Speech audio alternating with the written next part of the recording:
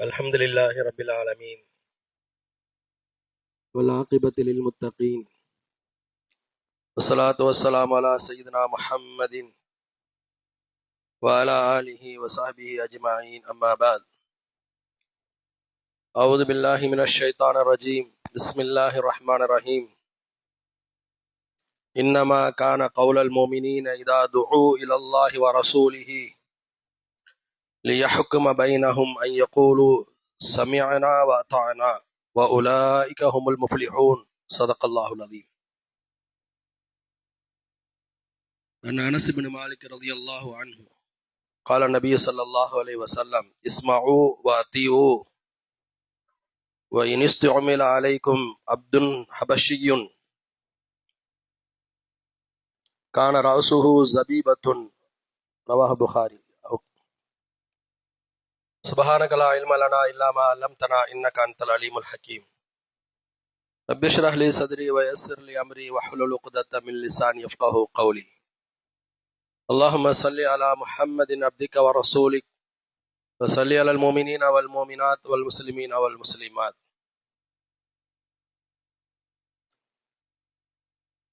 எல்லாம் அல்ல அல்லாஹுவின் திருப்பெயர் கூறி ஆரம்பம் செய்கிறேன். ரப்புல் ஆலமீன் இந்த மஜ்லிஸை அங்கீகரித்து முழு மனித சமுதாயத்தின் ஹிதாயத்திற்கு காரணமாக்கி வைப்பானாக.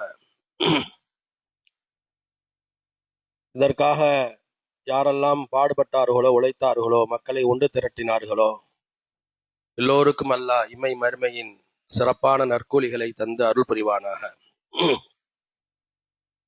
அல்லாஹ்வுடைய பேரருளால் ரமலான் மாதத்தின் இறுதி கட்டத்திலே நாம் இப்பொழுது நாட்களை கடத்தி கொண்டிருக்கிறோம். ரமலான் மாதம் புனிதமிக்க அல்லாஹுடைய வேதம் திருக்குரான் இறங்கிய மாதம். கடந்த 25 நாட்களாக தொழுகையில திருக்குரான் வசனங்களை ஓத கேட்க நம்முடைய வாழ்க்கையை நம்ம அமைத்திருக்கிறோம். உலகத்தில் எது நடந்தாலும் அல்லாஹ் அவனது விருப்பப்படி நாட்டத்தின்படிதான் நடக்கிறது. அந்த அடிப்படையில் தான் அல்லாஹ் நம்மை இங்கே அமர வைத்திருக்கிறான். நம்முடைய வாழ்க்கையில பின்னி பிணைந்து போன இந்த குரான் என்ன மாற்றத்தை நமக்கு ஏற்படுத்தியிருக்கிறது என்பதை சிந்திப்பதற்காகத்தான் இந்த பயான் மஜ்லிஸுகள். அல்லாஹ்வுடைய பேரருளால் எனக்கு ஹதரத் அவர்கள் மூலமாக செவியேற்போம் கட்டுப்படுவோம் என்ற திருக்குரானுடைய ஒரு அழகான சொற்றொடர் தலைப்பாக தரப்பட்டிருக்கிறது. நீங்கள் அடிக்கடி ஓதக்கூடிய ஆமனர் ரசூலுலே இந்த வசனம் வருகிறது. சமிஅனா வ அதானா குஃப்ரானக ரப்பனா வ இலைக்கல் மசீர். நாங்கள் செவிமடுத்தோம், முற்றிலும் உனக்கு கட்டுப்பட்டோம், எங்கள் இரட்சகனே எங்கள் பாவங்களை மன்னிப்பாயாக அப்படின்னு சொல்லி ஆமனர் ரசூல் திருக்குரானில மிகவும் மகத்துவம் வாய்ந்த வசனங்களில அது ஒரு வசனம். சூரா பக்கராவுடைய கடைசி 2 வசனம் இருக்கிறதே, இரவில் யாராவது இதை ஓதிவிட்டு படுத்தால் இந்த 2 வசனங்களே அவரை பாதுகாப்ப போதுமானது என்று நபி ஸல்லல்லாஹு அலைஹி வஸல்லம் சொன்னார்கள். இந்த 2 வசனத்தை பற்றி ரசூல் ஸல்லல்லாஹு அலைஹி வஸல்லம் சொன்னாங்க.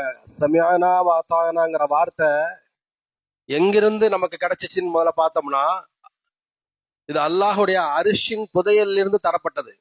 இந்த 2 வசனமே அந்த 2 வசனத்திலே உள்ளதுதான் இது. சமிஅனா வ அதானா. யா அல்லாஹ், உன் கட்டளைகளை செவிமடுத்து கேட்கிறோம், உன் கட்டளைக்கு நாங்கள் முழுமையாக அடிபணிந்தோம் அப்படின்னு சொல்லி அல்லாஹ் நம்மள சொல்றான். ஒவ்வொரு மூமின்களும் இதை சொல்லுங்கள். இந்த வசனம் எங்கிருந்து தரப்பட்டுச்சு? ரசூல் ஸல்லல்லாஹு அலைஹி வஸல்லம் சொன்னாங்க, அல்லாஹ்வுடைய அரிஷின் புதையலில் இருந்து தரப்பட்டுச்சுன்னு சொன்னாங்க. ரசூல் ஸல்லல்லாஹு அலைஹி வஸல்லம் அவர்கள் மிஅராஜ் என்ற விண்ணுலக பயணம் போயிருந்த போது அங்கு அல்லாஹ் நேரடியாக நபிகள் நாயகத்துக்கு கொடுத்த வசனத்திலே இது உண்டு. ஆமனர் ரசூலுடைய 2 வசனங்கள். ஒரு தடவை நபிகள் நாயகம் ஸல்லல்லாஹு அலைஹி வஸல்லம் மஸ்ஜித் நபவியில் அமர்ந்திருந்தார்கள். இந்த வசனத்துக்கு ஒரு சிறப்பு இருக்கிறது. 2 முறை ரசூல் ஸல்லல்லாஹு அலைஹி வஸல்லத்துக்கு இது தரப்பட்டது. ஒன்று மிஅராஜ் என்ற விண்ணுலக பயணத்தில் வைத்து நபிகள் நாயகத்து தரப்பட்டுச்சு இந்த 2 வசனங்கள். இன்னொன்று ஒரு தடவை மஸ்ஜிது நபவியில நபி ஸல்லல்லாஹு அலைஹி வஸல்லம் அமர்ந்திருக்கிறார்கள். ஜிப்ரீல் அலைஹிஸ்ஸலாம் வந்து உட்கார்ந்து பேசிக்கிட்டு இருக்கிறாங்க நபி கூட பேசிக்கிட்டு இருக்கும்போது, அப்ப வஹி கொண்டு வரல, வந்து பேசிக்கிட்டு இருக்கிறாங்க. அப்ப திடீர்னு ஒரு சத்தம் கேட்குது வானத்துல. நபி ஸல்லல்லாஹு அலைஹி வஸல்லம் ஜிப்ரீல் அலைஹிஸ்ஸலாம் ரசூலாட்ட கேட்கறாங்க, ஒரு சத்தம் கேட்டுச்சே, இது என்ன சத்தம் தெரியுமாண்டு. நபி ஸல்லல்லாஹு அலைஹி வஸல்லம் சொன்னாங்க, தெரியலையேன்னு சொன்னாங்க. வானம் படைக்கப்பட்ட காலத்திலிருந்து ஒரு வானத்தின் கதவு இதுவரை திறக்கப்பட்டதே இல்லை, இப்பொழுதுதான் முதல்ல அந்த வானத்தின் கதவு திறக்கப்படுகிறது அப்படின்னு சொல்லி அந்த வானத்தின் கதவு திறந்த சத்தம் தான் இந்த சத்தம்னு சொன்னாங்க. இதுவரைக்கும் கதவு திறக்கல, இப்பதான் முதல்ல திறக்கப்படுது. அந்த வானத்தின் வாசலில் இருந்து ஒரு வானவர் புதுசா வர்றாரு. வந்தவர் நபி ஹஸரத் ஜிப்ரீல் அலைஹிஸ்ஸலாம் சொன்னாங்க, வானவர்களை இறைவன் படைத்த காலத்திலிருந்து இந்த பூமிக்கு இவர் இப்பதான் முதல்ல வர்றார். அப்போ புதிதாக ஒரு வாசல் திறக்கப்படுகிறது, புதிதாக ஒரு வானவர் வருகிறாரு. அந்த வானவர் வந்து 2 பேர் உட்கார்ந்து இருக்கும் போது சொல்றாரு, அபிஷிர் பி நூரைன் யா முஹம்மதே, அல்லாஹ் உங்களுக்கு 2 பேரொளியை கொடுத்து சுபச்செய்தி சொல்ல சொன்னான்னு சொல்றார். அபிஷிர் பி நூரைனி, 2 ஒளியை இறைவன் தந்து உங்களுக்கு சுபச்செய்தி சொல்ல சொன்னான். ஆனால் இந்த 2 ஒளியும் இதற்கு முன்பு வந்த உலகத்தில் எந்த நபிமார்களுக்கும் தராத ஒரு ஒளி. அதையும் சொல்றார் செய்தியாக சொல்கிறார். அப்போ புதிதாக வானம் திறக்கப்படுகிறது, புதிதாக ஒரு வானவர் வருகிறார். இதுவரை உலகத்தில் எந்த நபிக்கும் தராத ஒரு நற்செய்தி, 2 ஒளி. அந்த 2 ஒளி என்ன தெரியுமா? ஒன்னு சூரத்துல் ஃபாத்திஹா, ஒன்னு சூரா பக்கராவுடைய கடைசி 2 வசனங்கள் அப்படின்னு சொல்லி ஹஸரத் ஜிப்ரீல் அலைஹிஸ்ஸலாம் முன்னால இருக்க ஒரு வானவர் வந்து சொல்லிட்டு போனாங்க. ஆக 2 தடவை இந்த வசனம் இறக்கி வைக்கப்பட்டுச்சு. அதுல என்ன சொல்லப்படுதுன்னா, ஒவ்வொரு முஸ்லிம்களும் இப்படி சொல்லணுமா, ஒவ்வொரு முஸ்லிம்களும் மூமின்களும் இறைவனை முழுமையாக நம்பியவர்கள் என்ன சொல்லணும்னா, சமியானா வாத்தானா, சமியானா, இறைவா நீ என்ன சொன்னாலும் நாங்க காது கொடுத்து கேட்கிறோம், நீ என்ன கட்டளை இடுகிறாயோ நாங்கள் கட்டுப்படுவோம். இப்படி சொல்வது முழுமையான இறை நம்பிக்கையாளரின் அடையாளம் என்று இந்த குர்ஆனுடைய வசனம் சொல்லுகிறது. இப்ப 2 செய்தி இதுல அல்லாஹ் தஆலா நமக்கு சொல்கிறான். ஒண்ணு, அல்லாஹ்வுடைய வார்த்தைகளை, அல்லாஹ்வுடைய தூதருடைய வார்த்தைகளை முதல்ல செவிமடுத்து கேட்கணும். செவிமடுத்து கேட்கிறது உண்மை மூமினுடைய முதல் அடையாளம். 2வது, கேட்ட உடனே அதற்கு கட்டுப்பட்டு வாழ்வது 2வது அடையாளம். இந்த 2ம் எப்பொழுது ஒரு இறை நம்பிக்கையாளரிடத்தில் வந்து விடுமோ அவர் முழுமையான நம்பிக்கையாளராக ஆகிவிடுகிறார். கண்ணியமான அல்லாஹ்வின் நல்லடியார்களே, அல்லாஹ் தஆலா அருள்மறை குர்ஆனிலே ஒரு இடத்துல சொல்கிறார், சூரத்து நூர்ல, ஒரு மூமின்னா அவருடைய வாயிலிருந்து இந்த வார்த்தை வரணும்னு சொல்றான். இறை நம்பிக்கையாளர்னா அவர்கிட்ட அந்த வார்த்தை வரணும். இந்த வார்த்தை பயன்படுத்தக்கூடிய மூமின்கள் தான் வெற்றி பெற்றவர்கள் வேற சொல்றான். அந்த வசனத்தை துவங்கும் போது மூமின்களேன்னு கூப்பிடுறான். அந்த வசனத்தை முடிக்கும் போது உலாய்க ஹுமுல் முஃப்லிஹூன் முடிக்கிறான் அல்லாஹ். இவர்கள் தான் வெற்றியாளர்கள். இந்த 2க்கு நடுவுல அல்லாஹ் சொல்றான், இன்னமா கான கௌலல் முஃமினீன இதா துஉ இலல்லாஹி வ ரசூலிஹி, அல்லாஹும் அல்லாஹ்வுடைய ரசூலும் உங்களை அழைப்பார்களேயானால், லியஹ்கும பைனஹும், உங்களுக்கு மத்தியிலே ஏதேனும் ஒரு தீர்ப்பு செய்வதற்காக, உங்களுக்கு மத்தியிலே ஏதேனும் ஒரு தீர்ப்பு செய்வதற்காக அல்லாஹ் உங்களை கூப்பிட்டால், அல்லாஹ்வுடைய ரசூல் உங்களை கூப்பிட்டால், அன் யகூலு சமிஅனா வ அதானா, அவர்கள் இப்படி சொல்ல வேண்டும், யா ரசூல், அல்லாஹ்வே இதோ நாங்கள் செவிமடுக்கிறோம், அல்லாஹ்வுடைய தூதரே இதோ நாங்கள் செவிமடுக்கிறோம், வ அதானா நீங்கள் என்ன சொல்கிறீர்களோ கட்டுப்படுகிறோம் என்று சொல்ல வேண்டும். அப்படி யார் சொல்கிறார்களோ உலாய்க ஹுமுல் முஃப்லிஹூன், அவர்கள் தான் வெற்றியாளர்கள் அப்படின்னு சொல்லி சொல்றான். அப்போ ஒரு இறை நம்பிக்கையாளர் இந்த வார்த்தையை சொல்லணும்.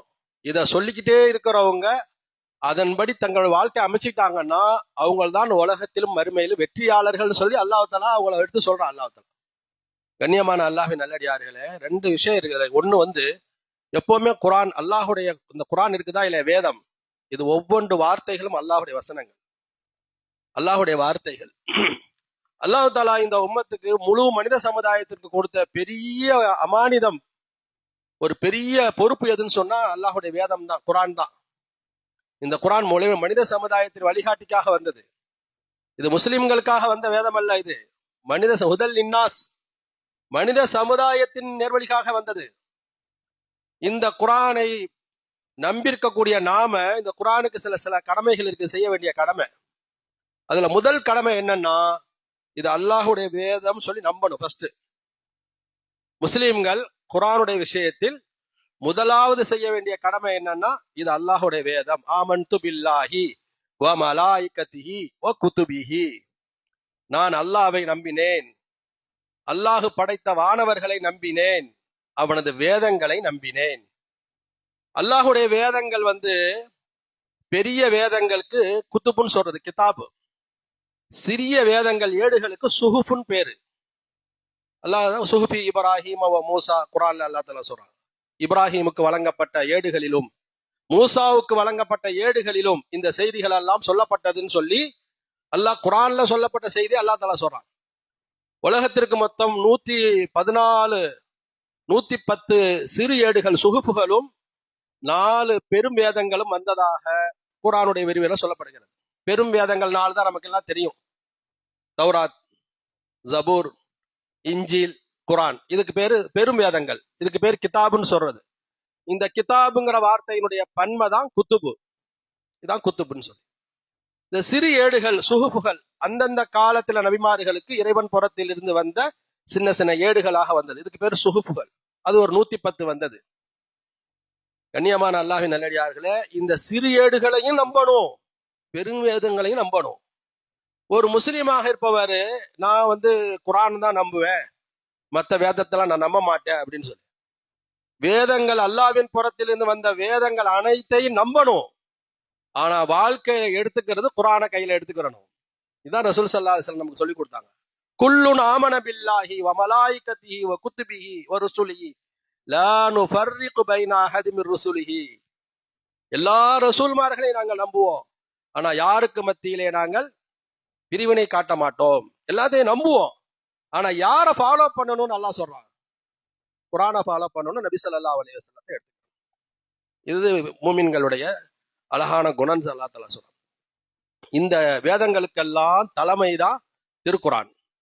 இந்த திருக்குர்ஆனுக்கு நாம செய்ய வேண்டிய கடமையில முதல் கடமை என்னன்னா, முதல்ல நம்பணும். ரெண்டாவது, திருக்குர்ஆனில் இருக்கக்கூடிய ஒவ்வொரு ஆயத் அல்ல, ஒவ்வொரு வார்த்தை அல்ல, ஒவ்வொரு எழுத்தையுமே தஸ்தீக் செய்யணும், உண்மைப்படுத்தணும். இது என் ரப்புடைய வார்த்தை தான், இதுல எனக்கு லா ரைப ஃபீஹி, இந்த குர்ஆன்ல எந்த ஆயத்திலும் எந்த வசனத்திலும் எந்த எழுத்திலும் எனக்கு சந்தேகம் கிடையாதுன்னு சொல்லணும். லா ரைப ஃபீஹி, எந்த சந்தேகம் எனக்கு கிடையாது, நான் முழுசா நம்புறேன். இது என்னுடைய அறிவுக்கு பொருந்தினாலும் நம்புவேன், என்னுடைய அறிவுக்கு பொருந்தாட்டாலும் நம்புவேன். குர்ஆன்ல இருக்கக்கூடிய 6666 வசனங்களையும் முதல்ல தஸ்தீக் செய்யணும், உண்மைப்படுத்தணும். அதனாலதான் என்ன செய்யப்படுது, குர்ஆன் ஓதி முடிஞ்ச உடனே சதக்கல்லாஹுல் அலீம் சொல்றோமா இல்லையா? குர்ஆனுடைய வசனங்கள் ஓதி முடிச்ச உடனே சதக்கல்லாஹுல் அலீம் சொல்றமே, என்ன அர்த்தம்? மகத்துவ மிக்க அல்லாஹ் உண்மைத்தான் சொன்னான். அது நம்ம உண்மைப்படுத்துற, தஸ்தீக் செய்யறோம். சதக்கல்லாஹுல் அலீம், மகத்துவ மிக்க அல்லாஹ் உண்மையைத்தான் சொன்னான். இதுல சொல்லப்பட்ட எல்லாம் உண்மைதான்.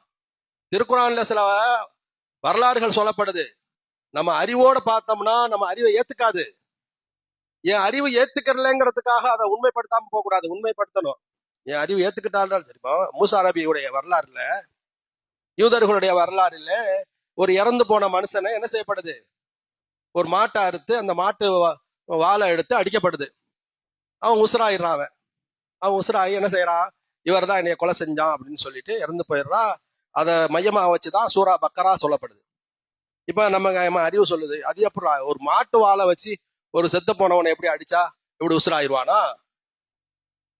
ஆனா குர்ஆன்ல சொல்லப்படுது, என் அறிவு ஏத்துக்கிறாட்டால் நான் நம்பணும். அதை நம்பினாதான் அவர் உண்மையான மோமீன். என் 4 பறவையை ஹஸரத் இப்ராஹிம் அலைஹிஸ்ஸலாம் படைக்கிறாங்க, 4 பறவையை பிடிக்கிறாங்க, 4ஐயும் துண்டு துண்டா பீஸ் பீஸா வெட்டி எல்லாத்தையும் எல்லா கறியையும் ஒன்னா மிக்ஸ் பண்ணி 4 மலைகள்ல கொண்டு போய் வைக்கிறாங்க. எல்லா கறியும் ஒன்னாக்கியாச்சு. 4 மலைகள்ல வச்சு ஒவ்வொரு பறவையா கூப்பிடுறாங்க. ஒரு பறவையும் பறந்து வந்துச்சு. என் அறிவு சொல்லுது, இது எப்படி என்னங்க கதை விடுறீங்க, இது எப்படிங்க நடக்கும் அப்படின்னு சொல்லி. ஆனா அல்லாஹ் குர்ஆன்ல சொல்றாங்க. அப்ப அறிவு ஏத்துக்கிறது ஏத்துக்கறல நம்பணும். ஏங்க 100 வருஷம் ஒரு மனிதர் இறந்து போறாரு, மௌத்தா போயிட்டாரு. 100 வருஷம் இறந்து போயிட்டாருங்க. இறந்து போய் 100 வருஷத்துக்கு பின்னாடி அல்லாஹ் உயிராக்குறான். அவருடைய கொண்டு போன கழுதை எல்லாம் செத்து போய் எலும்பு தோலுமா கிடக்குது. ஆனா கொண்டு போன சாப்பாடும் தண்ணியும் அப்படியே ஃப்ரெஷ்ஷா இருக்குது 100 வருஷமா. குர்ஆன்ல சொல்லப்படுது வரலாறு, உசைர் அலைஹிஸ்ஸலாத்துடைய வரலாறு. அது எப்படிங்க நாளைக்கே கெட்டு போகக்கூடிய உணவு 100 வருஷம் கெட்டு போகாம இருந்துச்சு? அறிவு சொல்லுது, நம்ப மாட்டேங்குது. ஆனா அல்லாஹ் சொல்றான், இதுதான் தஸ்தீக் செய்யறதுன்னு சொல்லி. குர்ஆனுடைய ஒவ்வொரு வசனங்களையும் ஒவ்வொரு வார்த்தைகளையும் உண்மைப்படுத்தணும். 300 வருஷம் மனுஷங்க தூங்க முடியுமா? 300 வருஷம் தூங்குனாங்க. ஒரு 7 பேர், ஒரு ஆளு 2 பேர் அல்ல, 7 பேர் தூங்குறாங்க 300 வருஷம். சந்திர கணக்கின்படி 309 வருஷம் ஒரு குகையில தூங்குறாங்க. 300 வருஷத்து மூத்தா போல தூங்குறாங்க. கண்ணு 2 முழிச்சே இருக்குது. கண்ணு 2 தஹ்சபுஹும் ஐகாலன் வஹும் ருகூதுன்.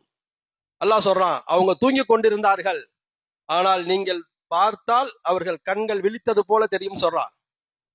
கண்ணு சிமிட்டல, 300 வருஷம் கண் சிமிட்டல, அந்த கண்ணுல தூசி உழுவல.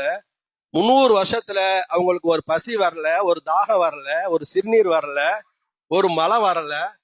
300 வருஷம் படுத்து கிடக்குறாங்க, அவங்களுக்கு பெட்டு புண்ணு உழுவல. காலையில ஒரு தடவை திரும்பிக்கிடுவாங்க, சாயங்காலம் ஒரு தடவை சூரியன் மறையும் போது திரும்பிக்கிறாங்க. அல்லாஹ் குர்ஆன்ல சொல்றானே. ஆனா அறிவு சொல்ல, அது எப்படிங்க 300 வருஷம் ஒருத்தர் தூங்கிட்டே இருக்க முடியும் சாப்பிடாம? இதுதான் குர்ஆன்ல பல வசனங்கள் இருக்கிறது, பல சம்பவங்கள் இருக்கிறது. நீங்கள் அறிவோடு பொருத்தி பார்த்தால் அது விளங்காது. ஆனா அல்லாஹ் சொன்னான்னு நம்ம உண்மைப்படுத்தணும். இது 2வது குர்ஆனுக்கு செய்ய வேண்டியது. ஒவ்வொரு வார்த்தைகளும் சத்தியமானது, சந்தேகம் இல்லாதது என்று நம்பணும்.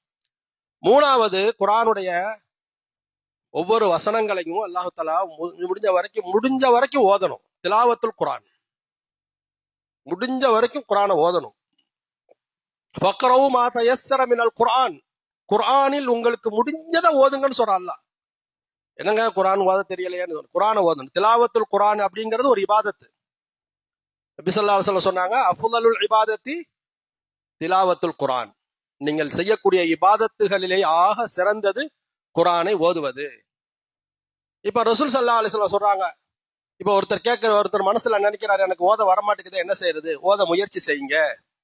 அதுல உங்களுக்கு சிரமம் வந்துச்சுன்னா அந்த சிரமத்துக்கு 2 கூலி அல்லாஹ் தருவான் உங்களுக்கு. திக்கி ஓதுறீங்களா, திணறி ஓதுறீங்களா? அந்த திக்கல் திணறலுக்கு ஒரு சிரமத்துக்கு ஒரு கூலி, ஓதுறதுக்கு ஒரு கூலி, 2 கூலி இருக்குதுன்னு சொன்னாங்க. அப்ப வாழ்க்கையில இந்த மஜ்லிஸை நம்ம எடுத்துக்கிறோம். இந்த ரமலான்ல இருந்து குர்ஆனை ஓதுவதற்கு நான் இன்ஷா அல்லாஹ் ஒரு முயற்சி எடுக்கணும். ஓதுவதற்கு முயற்சி எடுக்கணும். அடுத்து குர்ஆனை ஓத தெரிஞ்சாலும் சரி, நாம செய்ய வேண்டிய கடமைகள்ல பிரதான கடமை தான் இன்னைக்கு தலைப்புல ஒண்ணு சமிஅனா. குர்ஆனை கேட்கணும். குர்ஆனை ஓத கேட்கறது. குர்ஆனை ஓதுறது எப்படி ஒரு இபாதத்தோ அதே போல குர்ஆனை காது கொடுத்து கேட்கறது இபாதத்து. அது எப்படி கேட்கணும்னு சொல்றான் அல்லாஹ் குர்ஆன்ல. குர்ஆனை எப்படி கேட்கணும்னு சொல்றான். சும்மா போற போக்கில எல்லாம் கேட்க முடியாதுங்க. குர்ஆனை கேட்கறவங்களுக்குன்னு அல்லாஹ் ஒரு நிபந்தனை போட்டிருக்கிறான், இப்படிதான் நீ கேட்கணும்னு சொல்லி. எல்லாத்தையும் போற போக்கில கேட்கற மாதிரி எல்லாம் குர்ஆனை கேட்க முடியாது. எப்படி கேட்கணும்? அல்லாஹ் சொல்றா, வைதா குரியால் குர்ஆனு ஃபஸ்தமிஉ லஹு வஅன்சிது லஅல்லக்கும் துர்ஹமூன். 2 நிபந்தனை போடுறான். நீங்கள் குர்ஆனை செவிமடுத்தால், காது கொடுத்து கேட்டால், வைதா குரியால் குர்ஆனு ஃபஸ்தமிஉ லஹு வஅன்சிது லஅல்ல, செவிமடுத்து கேளுங்கன்னு சொல்றான். முழு கவனத்தையும் கொண்டு வாங்கன்னு சொல்றான்.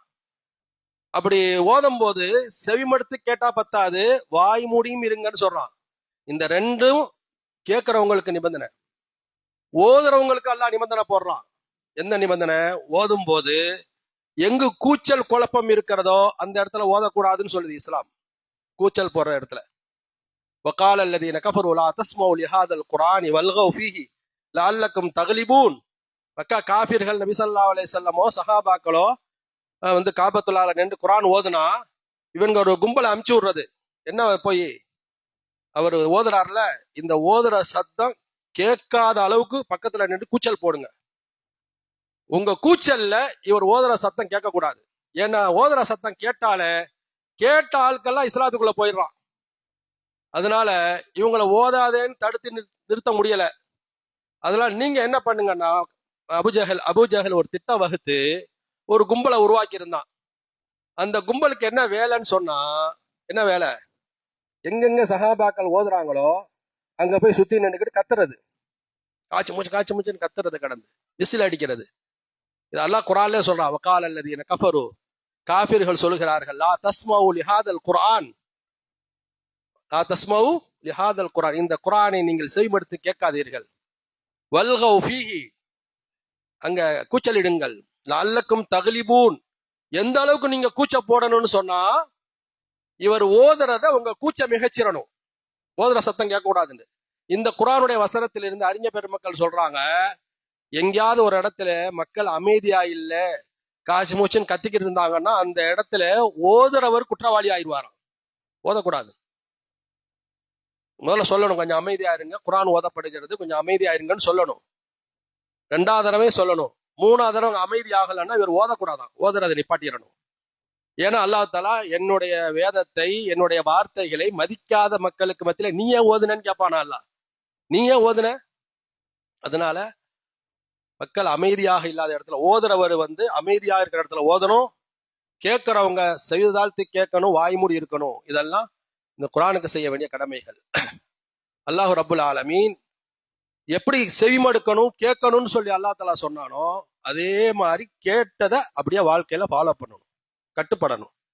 இந்த 2ம் தான் இஸ்லாத்துல ரொம்ப முக்கியமானது ஒரு முஸ்லிமுக்கு. எதையெல்லாம் நம்ம கேட்கிறோமோ, அல்லாஹுடைய வார்த்தையில பாருங்க எப்படி கேட்கணும் வேற சொல்றான் அல்லாஹ் தஆலா, எப்படி கேட்கணும்னு வேற நபி ஸல்லல்லாஹு அலைஹி வஸல்லம் சொல்றாங்க குர்ஆன்ல, வலா தக்கூனு கல்லதீன காலு சமிஅனா வஹும் லா யஸ்மஊன், அல்லாஹ் தஆலா சொல்றான். எப்படி கேட்கணும்னு வேற சொல்றான்.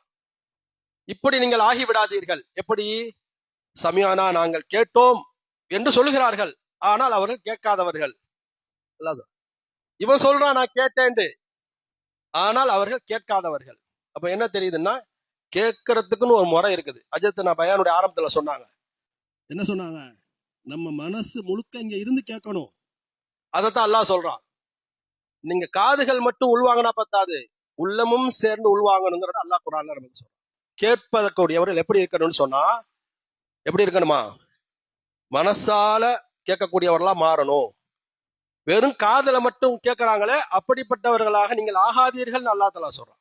கண்ணியமான அல்லாஹ்வின் நல்லடியார்களே, இஸ்லாத்துல அல்லாஹுடைய வார்த்தைகளை, நபியுடைய வார்த்தைகளை கேட்கறது எவ்வளவு முக்கியமோ அதே போல அதை அப்படியே கடைபிடிக்கணும். முழு குர்ஆன்ல நிறைய சஹாபாக்களுடைய வாழ்க்கையை நம்ம பார்க்கிறோம். இன்னைக்கு என்ன பிரச்சனைன்னு சொன்னா, இன்னைக்கு இஸ்லாத்தை பத்தியும் குர்ஆனை பத்தியும் கேட்கறதுக்கே மக்கள் தயார் இல்லை. இன்னைக்கு முதல் கட்டம் கேட்கணும், கேட்ட பின்னாடிதான் இத்தாத்து அப்படிங்கிற கட்டுப்படுதல் வரும். கட்டுப்படுதல் வராத வரைக்கும் ஒரு மனிதர், ஒரு முஸ்லிம் பரிபூரணத்தன்மையை அடைய முடியாது. இஸ்லாம் அப்படின்னு சொன்னாலே என்ன பேரு? கட்டுப்படுதல். இஸ்லாம் அப்படின்னு சொன்னாலே வழிபட்டேன், கட்டுப்பட்டேன், அடிபணிந்தேன். இன்னைக்கு முஸ்லிம் சமுதாயத்துல என்ன நிலைன்னு சொன்னா, ஜும்மாவுடைய உரைகளா இருந்தாலும் சரி, பொதுவான இடங்களாலும் சரி, துன்யா சம்பந்தமான பேச்சுக்கள் பேசப்படக்கூடிய இடங்கள்லாம் மக்கள் போய் கூட்டம் கூட்டமா கேட்கறாங்க. ஆனால் தீன் சம்பந்தப்பட்ட விஷயங்களை, குர்ஆன் சம்பந்தப்பட்ட விஷயத்தை கேட்கறதுக்கே இன்னைக்கு தயார் இல்லை. இன்னைக்கு கேட்கறதுக்கே மக்கள் தயார் இல்லை. நபி ஸல்லல்லாஹு அலைஹி வஸல்லம் அவங்க முதல்ல மக்களை கேட்க வச்சாங்க. நான் சொல்றதை கவனமா கேளுங்கன்னு சொல்லுவாங்க. எந்த ஒரு விஷயத்தையும் கவனமா கேளுங்க. சஹாபாக்கள் எப்படி ரசூலா கட்டுப்பட்டாங்க பாருங்க. ஒரு தடவை ஜும்மாவுடைய நாள், மக்கள் அங்க நிக்கிறாங்க. ரசூல் ஸல்லல்லாஹு அலைஹி வஸல்லம் இஜ்லிசூன்னு சொல்றாங்க, ஒரு வார்த்தை, இஜ்லிசூ அப்படின்னு சொல்றாங்க, உட்காருங்கள், எல்லாம் அமருங்கன்னு சொல்றாங்க. இந்த வார்த்தை அப்பதான் அப்துல்லா இப்னு மசூத் ரலியல்லாஹு தஆலா அன்ஹு, ஆக பிரசித்தி பெற்ற ஒரு சஹாபி, உன்னதமான ஒரு சஹாபி, ரசூல் ஸல்லல்லாஹு குர்ஆனை முதல்ல காபத்துல்லாஹ்ல சத்தம் போட்டு ஓதுன பெருமைக்குரியவர்கள் அவங்க தான் அப்துல்லா இப்னு மசூத் ரலியல்லாஹு அன்ஹு. நாயகம் ஸல்லல்லாஹு அலைஹி வஸல்லம் சொன்னாங்க, நீங்க ஜிப்ரீல் அலைஹிஸ்ஸலாம் குர்ஆனை கொண்டு வந்து எப்படி ஓதி காமிச்சாரோ அதே மாதிரி ஓதணும்னா அப்துல்லா இப்னு மசூத் போய் கத்துக்கிறீங்கன்னு சொன்னாங்க. ரசூல் ஸல்லல்லாஹு அலைஹி வஸல்லம் அவர்கிட்ட போய் கத்துக்கிறீங்கன்னு சொன்னாங்க. பெருமானார் ஸல்லல்லாஹு அலைஹி வஸல்லம் வாழ்க்கையில 1,24,000 சஹாபாக்கள்ல நபிகள் நாயகத்துக்கு ஓதி காமிச்ச பெருமைக்குரியவங்க அவங்க மட்டும்தான். அவங்க தான் அவங்கள கூப்பிட்டு சொன்னாங்க, ரசூல் ஸல்லல்லாஹு அலைஹி வஸல்லம், அப்துல் இப்னு மசூதே, இந்த குர்ஆனை கொஞ்சம் எனக்கு ஓதி காமிப்பேன்னு சொன்னாங்க. அல்லாஹ்வுடைய தூதரே, நீங்க குர்ஆனை ஓதி காமிச்சுதான் நாங்களே கத்துக்கிட்டோம். நீங்க போய் எனக்கு போய் என்னைய போய் ஓத சொல்றீங்களேன்னு கேக்குறாங்க. இன்னி உஹிப்பு அன் அஸ்மா மின் கைரி, இன்னொருவர் ஓத நான் கேட்க வேண்டும் என்ன ஆசையா இருக்குதுன்னு சொன்னாங்க.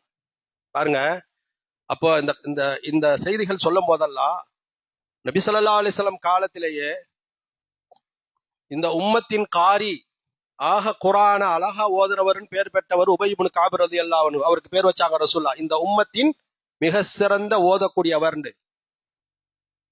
உமக்கு தாவூது நபியினுடைய அழகான குரல் வலிமை தரப்பட்டிருக்குதுன்னு அபூ மூஸா அஷ்அரி ரலியல்லாஹு தஆலா அன்ஹு சொன்னாங்க ரசூலுல்லாஹ். என்ன குரல்பா உனக்கு?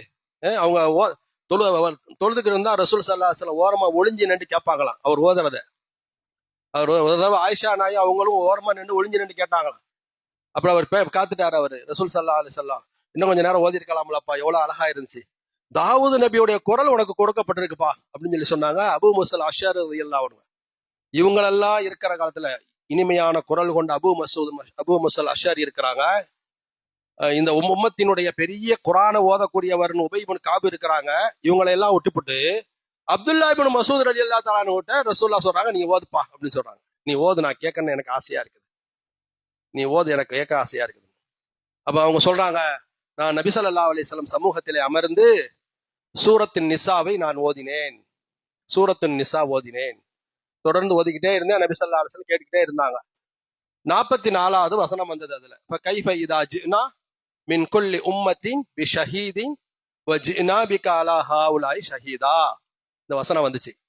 அந்த நாளில் ஒவ்வொரு உம்மத்துக்கும் அந்தந்த நபிமார்களை சாட்சியாக கொண்டு வருவோம், உங்க உம்மத்துக்கு உங்களை சாட்சியாக கொண்டு வருவோம். நபிகள் நாயகத்தை பத்தி அல்லாஹ் சொல்றான், உங்களை சாட்சியாக கொண்டு வருவோம். இந்த வசனத்தை அப்துல்லா இப்னு மசூத் ரலியல்லாஹு தஆலா ஓதுறாங்க. கேட்டுக்கு இருந்த ரசூல் ஸல்லல்லாஹு அலைஹி வஸல்லம் அழுக ஆரம்பிச்சிட்டாங்க. இப்னு மசூத் ரலியல்லாஹு தஆலா சொல்றாங்க, நான் ஓதி கொண்டிருந்தேன், திடீர்னு அழுக சத்தம் கேட்டுச்சு, கண்ணை திறந்து பார்த்தா நபி ஸல்லல்லாஹு அலைஹி வஸல்லம் கண்கள் இருந்து தண்ணி ஓடிக்கிட்டே இருக்குது. அல்லாஹ் ஹஸ்புக், அல்லாஹ் ஹஸ்புக், போதும் போதும் நிறுத்து, இப்ப நிறுத்து, போதும் நிறுத்துன்னு சொல்லலாம். நான் மறுமையில என் உம்மத்துக்கு நான் என்ன சாட்சி சொல்வேன், நான் எப்படி சாட்சி சொல்வேன், எல்லாத்தையும் கொண்டு போய் கரையில சேர்க்கணும், அவங்கள நான் எப்படி எதிராக ஏதாவது சாட்சி சொல்ல முடியுமா அப்படின்னு சொல்லி ரசூல் ஸல்லல்லாஹு அலைஹி வஸல்லம் அழுக ஆரம்பிச்சிட்டாங்க. இப்ப என்ன சொல்ல வருதுன்னா, உலகத்திலேயே பெருமானாருக்கு ஓதி காமிச்ச பெருமைக்குரியவர்கள் அப்துல்லா இப்னு மசூத் ரலியல்லாஹு தஆலா அன்ஹு. அவங்களுக்கு அல்லாஹ் ஒரு சிறப்பு கொடுத்திருந்தா, ஜிப்ரீல் அலைஹிஸ்ஸலாம் வஹி கொண்டு வந்த மாதிரியே நீங்க ஓதணும்னு ஆசைப்பட்டா இவர்கிட்ட இருந்து கத்துக்கிறீங்கன்னு சொன்னாங்க. அப்ப முதல்ல என்னன்னு சொன்னா, குர்ஆனை கேட்கணும், ஃபர்ஸ்ட் ஓத கேட்கணும், செவிமடுத்து கேட்கறது. குர்ஆனை சின்ன சின்ன வார்த்தைகள், குர்ஆனுடைய வசனங்கள் ஓதி எவ்வளவு பெரிய காஃபிர்கள் எல்லாம் உள்ளங்கள் மாறி என்ன சொன்னா, வெறும் குர்ஆனை ஓதிக்கிட்டே இருந்து காதுல கேட்டுக்கிட்டே இருந்தாலே போதும். மன அமைதி தரக்கூடிய ஒரு வசனங்கள் குர்ஆனுடைய வசனங்கள்.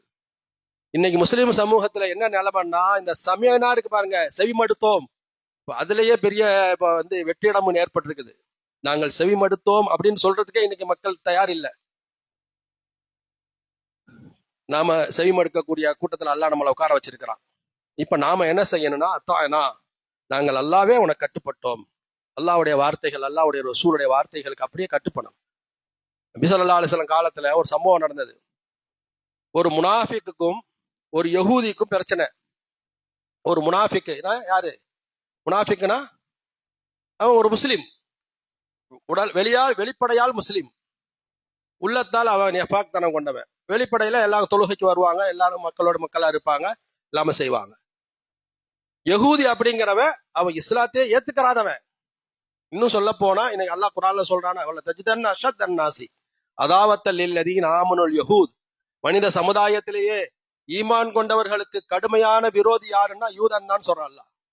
அந்த யஹூதி வம்சத்தை சார்ந்த ஒரு ஆளு பஞ்சாயத்துல ரசூல் ஸல்லல்லாஹு அலைஹி வஸல்லம் வர்றாங்க ரெண்டு பேரும்.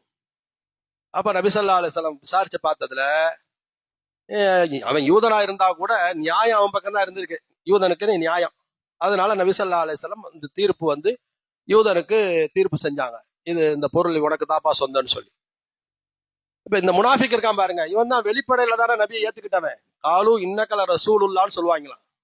நேரம் வந்த பார்த்தா அல்லாஹ்வுடைய தூதரே நீங்க தான் ரசூல், உங்களை போல யாராச்சும் இருக்குதான்னு. இங்கிட்டு போனா என்ன வேறு தூதர் வேறு அப்படின்னு இங்கிட்டு இந்த பக்கம் பேசுறது. யூத வந்து முனாஃபிக்கு வந்து இதுல திருப்தி இல்லை. ரசூல் ஸல்லல்லாஹு அலைஹி வஸல்லம் செஞ்ச தீர்ப்புல அவனுக்கு திருப்தி வரல. இது என்ன முகமது வந்து அவர் வந்து சரியா தீர்ப்பு செய்யல அப்படின்னு சொல்லிட்டு, சரி வா நீ உமர்கிட்ட போகலாம் அப்படின்னு சொல்லி இந்த முனாஃபிக் வந்து உமர்கிட்ட கூட்டிட்டு வந்துட்டான். யார? யூதனை. இந்த தீர்ப்பு எனக்கு உடன்பாடு இல்ல, நம்ம உமர்கிட்ட போய் தீர்ப்பு செய்யலாம் அப்படின்னு. உமர்கிட்ட போய் அவங்க பஞ்சாயத்து பண்ணவொன்னு விவரத்தை பூரா சொன்னாங்க. அப்ப அந்த யூதர் சொன்னாரு, உமரே நாங்க இது சம்பந்தமாக முகமதுகிட்ட போனோம், அவர் இப்படி இப்படி சொன்னாரு, இவருக்கு அந்த தீர்ப்புல உடன்பாடு இல்லை, அதனால வந்து இவர் உங்கள்ட்ட கூட்டிட்டு வந்தாரு அப்படின்ட்டு நடந்த விவரத்தை சொல்றாரு. அது உமர் ரலியல்லாஹு வீட்டுக்குள்ள போனாங்க. வீட்டுக்குள்ள போயிட்டு நேரா போய் வாள் எடுத்துட்டு வந்து அந்த முனாஃபிக் தலையை வெட்டி விட்டாங்க. அல்லாஹ்வுடைய தூதர் ஸல்லல்லாஹு அலைஹி வஸல்லம் அவர்களுடைய தீர்ப்பை ஏற்றுக்கொள்ளாதவனுக்கு நான் தரும் தீர்ப்பு இதுதான் சொல்லிட்டாங்க. இந்த பிரச்சனை வந்து ஒரு கொலை செஞ்சதுனால ஒரு பெரிய சர்ச்சை ஆயிடுச்சு மதீனாவுல. என்ன சர்ச்சைன்னு சொன்னா, இவர் வெளிப்படையில முஸ்லீம் தானே, ஒரு முஸ்லீமை வேற எப்படி கொலை பண்ணலாம் உமரு அப்படின்னு சொல்லி ஒரு சர்ச்சையாச்சு, எங்க பார்த்தாலும் பேசப்பட்டுச்சு. அப்போ உமர் ரலியல்லாஹு தஆலா அன்ஹு செஞ்சது சரிதாங்கிறத நிரூபிக்கிறதுக்கு அல்லாஹ் ஒரு வசனத்தை இறக்கி வச்சான். ஃபலா வரப்பிக லா யுமினூன ஹத்தா யுஹக்கிமுக ஃபீமா ஷஜர பைனஹும். அல்லாஹ் அவங்க அந்த சம்பவத்துக்காகவே அல்லாஹ் வசனத்தை இறக்கி வச்சான். ரப்பின் மீது ஆணையாக நபியே நீங்கள் ஒரு தீர்ப்பு செய்து அந்த தீர்ப்பை ஒருவன் முற்றிலுமாக அவன் கட்டுப்பட்டு ஏற்றுக்கொள்ளவில்லை என்று சொன்னால் அவன் மூமினே அல்லன்னு சொல்லி அல்லாஹ் சொன்னான். அவன் இறை நம்பிக்கையாளன் அல்ல, அவனை கொலை செய்ததில் தவறும் இல்லைன்னு சொல்லி அல்லாஹ் ஒரு வசனமே இறக்கி வச்சான். எதுக்கு சொல்ல வருதுன்னு சொன்னா, அல்லாஹ்வுடைய தூதருடைய கட்டளைகளை வார்த்தைகளை அப்படியே நம்பி அல்லாஹ்வுடைய தூதர் எந்த அளவுக்கு சொன்னாங்க பாருங்க. என் அன்பான தோழர்களே, இஸ்மாவு நான் சொல்வதை செய்மடுத்து கேளுங்கள், வாத்தீவு என் கட்டளைக்கு நீங்கள் கட்டுப்பட்டு நடங்கள். எந்த அளவுக்குன்னு சொன்னா, அலைக்கும் அப்துன் ஹபஷியுன், உங்களுக்கு ஒரு நீக்ரோ இனத்தை சார்ந்த ஒரு அடிமையை நான் அதிகாரியாக நியமிப்பேனையானால், பொறுப்புதாரியாக நியமிப்பேனையானால் அவருக்கு நீங்கள் முற்றிலும் கட்டுப்பட்டு நடக்க வேண்டும் ரசூல் ஸல்லல்லாஹு அலைஹி வஸல்லம் சொல்றாங்க. அதுவும் பாருங்க, வெறும் நீக்ரோன்னு சொல்லிட்டு விடல. வகான ரௌசுஹு ஜபீபத்துன், அவருடைய தலையோ காய்ந்த என்ன மாதிரி இருக்குது, திராட்சை, காய்ந்த திராட்சை அளவுக்கு இருக்குது தலை. அப்ப பார்க்க நல்லாவா இருக்கும், அவரு பார்க்கறதுக்கு விகாரமா இருப்பாரு. இவர் உங்களுக்கு பொறுப்புதாரியாக நியமிக்கப்பட்டாலும் அவருக்கு நீங்கள் கட்டுப்பட்டு நடங்கள் என்று ரசூல் ஸல்லல்லாஹு அலைஹி வஸல்லம் சொன்னாங்கன்னா, ஒரு முஸ்லீம் வந்து கட்டுப்படுதல் எவ்வளவு முக்கியமானதுங்கிறத ரசூலா நிரூபிக்கிறாங்க. கட்டுப்பாடுதான் இஸ்லாத்துல மிக முக்கியமானது ஒரு முஸ்லீமுடையது. பாருங்க, சஹாபாக்கள் திருக்குர்ஆனுடைய வசனங்கள் இறங்கிய போதெல்லாம் எப்படியெல்லாம் அவங்க தன் வாழ்க்கையை கட்டுப்பட்டாங்க பாருங்க. மதீனாவிலே ஒரு புரட்சி ஏற்பட்டதுன்னு சொல்லி கிதாபில் எழுதுறாங்க. லன் தனாலுல் பிர்ர ஹத்தா துன்ஃபிகு மிம்மா துஹிப்பூன் வமா துன்ஃபிகு மின் ஷைஇன் ஃபஇன்னல்லாஹ பிஹி அலீம். 4ஆம் ஜுஸுடைய முதல் வசனம். இந்த ஆயத்து இறங்கியது என்ன ஆயத்து? நீங்கள் உங்களுக்கு பிரியமானதை பிறருக்கு செலவு செய்யாத வரை நன்மையை அடைய முடியாது. இதுக்கு அர்த்தம், நீங்க உண்மையான முழுமை நன்மை அடையணும்னு சொன்னா என்ன செய்யணுமா, உங்களுக்கு பிரியமானது எதுவோ அதை நீங்க அல்லாஹ்வுடைய பாதையில செலவு செய்யணும்னு சொல்லி. இந்த திருக்குர்ஆன் வசனம் வந்த போது நமக்கு எல்லாம் தெரியும். அபூ தல்ஹா ரலியல்லாஹு தஆலா அன்ஹு ரசூலுல்லாஹ்ட்ட வந்தாங்க, அல்லாஹ்வுடைய தூதரே நமக்கு பிரியமானத தர்மம் செஞ்சாதான் முழு நன்மை கிடைக்கும்னு அல்லாஹ் வசனம் இறக்குனானா? ஆமான்னு சொன்னாங்க. அல்லாஹ்வுடைய தூதரே எனக்கு உள்ள தோட்டங்கள்லயே எனக்கு ரொம்ப பிரியமான தோட்டம் பைரஹா தோட்டம். பைரஹா தோட்டம் மதீனாவிலே பிரசித்தி பெற்ற ஒரு தோட்டம். மதீனா நகரத்துல சுவையான நீர் வரக்கூடிய ஒரு தோட்டம் அது. அல்லாஹ்வுடைய தூதர் அடிக்கடி அங்கே போய் அந்த தண்ணி குடிச்சு அவங்க என்ன இன்பம் அடைவாங்க. இன்னும் சொல்ல போனா காலையில சாயங்காலத்துல அங்க போய் அப்படி உலா வருவாங்க ரசூல் ஸல்லல்லாஹு அலைஹி வஸல்லம். பெருமானாருக்கும் ரொம்ப பிடிச்சமான தோட்டம் அது பைரஹா தோட்டம். சொன்னார் அல்லாஹ்வுடைய தூதரே, அல்லாஹ் தஆலா உங்களுக்கு பிடிச்சமானதை தர்மம் செய்யுங்கன்னு அல்லாஹ் சொல்லிட்டான், அதனால எனக்கு பிடிச்சமான இந்த பைரஹா தோட்டத்தை நான் அல்லாஹ்வுக்காக தர்மம் செஞ்சுட்டேன்னு சொல்லிட்டாங்க. அப்படியே தர்மம் செஞ்சுட்டேன்னு சொல்லிட்டான். இதுதான் கட்டுப்படுதல். அத்தனை சஹாபாக்களுடைய வாழ்க்கையில பின்னணியில நீங்க பாத்தீங்கன்னா, திருக்குர்ஆனுடைய வசனங்கள் இறங்க இறங்க உடனே தங்க வாழ்க்கையை அப்படியே கட்டுப்பட்டவங்க. அதனாலதான் உலகத்துல மிக சிறந்த மனிதர்களாக அவங்களால ஆக முடிஞ்சு. கட்டுப்படும் தன்மைதான் அவர்களை உலகத்தில் உயர்த்தியது. பைரஹா தோட்டத்தை வக்ஃப் செஞ்சுட்டாங்க. அல்லாஹ்வுடைய தூதர் சொன்னாங்க, இதை உன்னுடைய ரொம்ப நல்லது, இருந்தாலும் உன்னுடைய உறவினர்களுக்கு இதை நீ பிரித்து கொடுத்து விடு என்று ரசூல் ஸல்லல்லாஹு அலைஹி வஸல்லம் பிரித்து கொடுக்க சொன்னாங்க. வரலாற்றுல எழுதுறாங்க, அந்த வசனம் இறங்கிய அன்று ஒவ்வொரு மதீனாவாசியும் தன் வீட்டுல போய் எல்லா வீட்டுல போய் தேடினாங்களாம். எல்லாரும் இவங்க நமக்கு தெரிஞ்சதெல்லாம் பைரஹா தோட்டத்தை செஞ்சதா இருக்கு. ஒவ்வொரு மதீனாவாசியும் வீட்டுல போய் ஒன்னொன்னா தேடினாங்க. என்ன தேடினாங்கன்னா, அந்த வீட்டிலேயே அவர்களுக்கு பிரியமான பொருள் எதுன்னு போய் தேடினாங்களாம். ஒவ்வொரு சஹாபியும் அவருக்கு பிடிச்சமான பொருள் எது இருந்துச்சோ அதை எடுத்து கொண்டு வந்து ரசூலுல்லாஹ்ட்ட கொண்டு வந்து ஒப்படைச்சிட்டாங்க. அல்லாஹ்வுடைய தூதரே, எங்களுக்கு நன்மை தான் எங்களுக்கு வேணும். அந்த நன்மை வேணும்னா உங்களுக்கு பிரியமானதை இறைவன் தர்மம் செய்ய சொல்றான். அதனால இதை கொண்டு வந்து ரசூலுல்லாஹி ஸல்லல்லாஹு அலைஹி வஸல்லம் சமூகத்துல ஒப்படைச்சாங்க. இன்னைக்கு நம்ம நிலைமை எப்படி இருக்கு பாருங்க. நம்ம நிலைமை எப்படி இருக்கு? எது நமக்கு பிடிக்காததோ அதுதான் தர்மத்துக்கு வந்து முன்னாடி நிக்குது. நமக்கு எது பிடிக்காததோ, இனிமே இந்த சட்டையை நம்மளால போட முடியாது, இந்த கூப்பிட அந்த முசாபட்டத்தை கொடுத்துரும், இந்த சாப்பாடை இதுக்கு மேல நம்மளால ஃப்ரிட்ஜ்ல வைக்க முடியாது, இதுக்கு மேல வைக்க முடியாது, வச்ச 2 நாள் ஆச்சு 3 நாள் ஆச்சு, இதுக்கு மேல வைக்க முடியாது, இந்த போய் பக்கத்து வீட்டுல கொடுத்துட்டு வந்துடு. இன்னைக்கு கடைகள்ல, ஜவுளி கடைகள்ல போனா ஜக்காத் கொடுப்பதற்குன்னே ஒரு பகுதி வச்சிருக்கான் தனியா. ஏன்னா நாம போகும்போது அங்க சொல்லிடுறோம், இது வந்து கொடுக்கறதுக்குங்க, எங்களுக்கு தனியா, இது கொடுக்கறதுக்கு தனியா. அல்லாஹ் குர்ஆன்ல சொல்றான், உனக்கு கொடுத்தால் நீ வாங்கிக்கிருவியான்னு கேட்கிறான். ஒரு பிடியம் இல்லாத, பிடிக்காத ஒரு பொருளை உனக்கு கொடுத்தா நீ வாங்கிக்கிருவியா, மனம் வந்து வாங்கிக்கிருவியான்னு கேட்கிறான் அல்லாஹ். இந்த தன்மை வரணும். இது சஹாபாக்கள் மூலமாக நமக்கு கிடைச்சது. ஒண்ணும் ரொம்ப தூரம் கிடையாது.